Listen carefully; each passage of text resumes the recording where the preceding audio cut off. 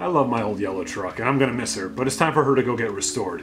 And most of the time, that is way too much truck for what I actually need. I wanted to reduce my footprint figuratively, which means that you also kind of have to do it literally. And unfortunately, there aren't any good vehicles on the American market that really suit my needs. I wanted a full-size bed, more than 4 feet wide without the wheel wells, more than 6 feet long. I wanted 4-wheel drive, and I wanted something that got more than 30 miles to the gallon. So I had to hit the Japanese market, and I got this truck instead.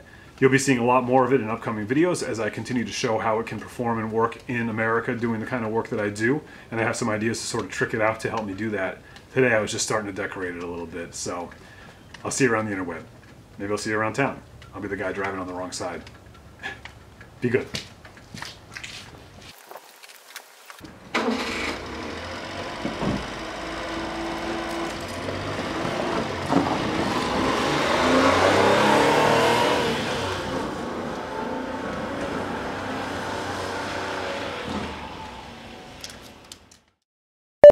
See you around. Be good.